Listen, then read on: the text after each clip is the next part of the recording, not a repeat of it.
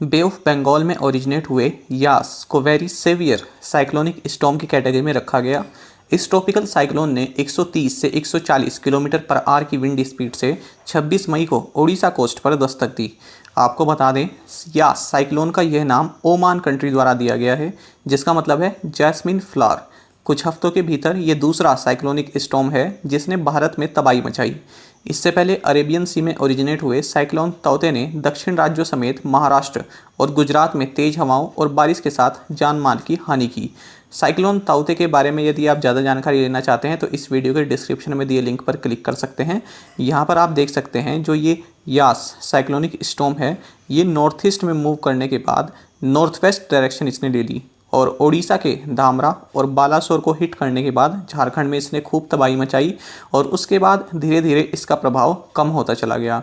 अब तक cyclone Yaas के कारण 20 लोगों की मृत्यु हो चुकी है। कई लाख लोगों को सुरक्षित स्थान पर ले जाया गया है।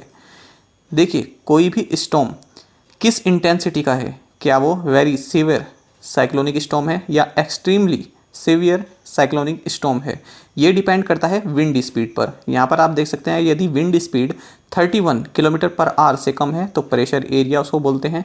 31 टू 49 किलोमीटर पर आवर की अगर विंड स्पीड है तो डिप्रेशन, 50 टू 61 तो deep depression, 62 to 88 kilometre per hour तो इसको बोला जाता है साइक्लोनिक स्टॉर्म। यदि 89 टू 117 है तो सीवियर साइक्लोनिक स्टॉर्म की कैटेगरी में इसको रखा जाता है। 118 टू 166 की अगर विंड स्पीड है किलोमीटर पर आवर की तो वेरी सीवियर साइक्लोनिक स्टॉर्म का नाम इसको दिया जाता है। यदि 167 टू 221 किलोमीटर पर आवर की विंड स्पीड है तो एक्सट्रीमली सीवियर साइक्लोनिक स्टॉर्म इसको बोला जाता है। और यदि 222 से अबव की विंड स्पीड है, किलोमीटर पर आवर से ज़्यादा की इसकी स्पीड है, तो इसको सुपर साइक्लोनिक स्टॉर्म का नाम दिया जाता है। देखिए, आपको बता दें, अलग अलग जगह पर इसको अलग अलग नाम से बोला जाता है। देखिए, जैसे साउथ वेस्ट पैसिफिक और इंडियन ओशन में इसको साइक्लोन्स के नाम से जाना जाता है।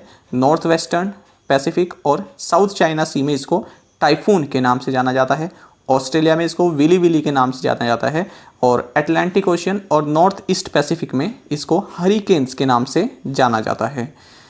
अब जान लेते हैं कि ट्रॉपिकल साइक्लोन्स आखिर बनते कैसे हैं। देखिए, ये कोई वाटर बॉडी है।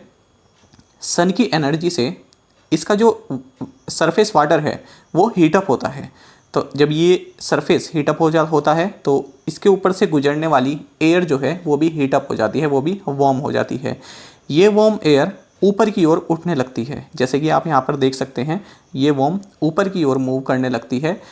इसके कारण यहाँ पर लो प्रेशर एरिया क्रिएट हो जाता है और हमको पता है कि एयर हाई प्रेशर से लो प्रेशर एरिया की ओर जो है बहती है या मूव करती है।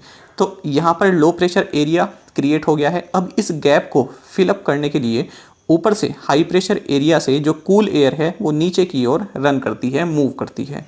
अब ये जो यहाँ से वार्म एयर ऊपर की ओर गई है, ये फर्दर ऊपर की ओर एडवांस करती है और ऊपर जाकर ये कूल एयर में तब्दील होती रहती है।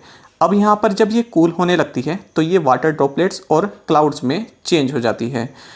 अब ये जो वाटर, अब देखिए, जो ये वार्म एयर है ये जब वाटर ड्रॉपलेट्स में जब कन्वर्ट होती है तो कुछ हीट रिलीज़ करती है। इस हीट को बोलते हैं लेटेंट हीट।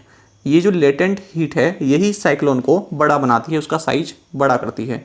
देखिए, पहले यहाँ पर गैप हुआ था तो ऊपर से एयर आई और इसको फिलअप किया, फिर यहाँ पर गैप क्रिएट हुआ, फिर यहाँ से ऊपर से एयर आई और इसको क्रिएट किया। तो आप देख रहे हैं कि चारों ओर से यहाँ पर एयर जो है इस गैप को फिलअप करती है।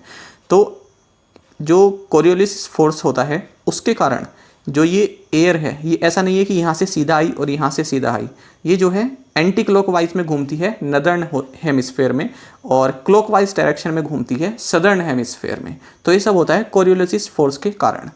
और इसके कारण फिर आपको, जैसे मैंने बताया, कि ये वाटर ड्रॉपलेट्स और क्लाउड्स में कन्वर्ट हो जाती है और उसके बाद फिर हैवी रेन होती है। और ये जो आपकी जो हवाएं चल रही हैं जो नॉर्थर्न हेमिस्फेयर में एंटी क्लॉकवाइज और सदर्न हेमिस्फेयर में क्लॉकवाइज डायरेक्शन में फिर बहती हैं। तो बारिश और तेज़ हवाओं के साथ ये ट्रॉपिकल साइक्लोन इस तरह से जनरेट होता है। देखिए, अब बात आती है कि इनका नाम कैसे रखा जाता है।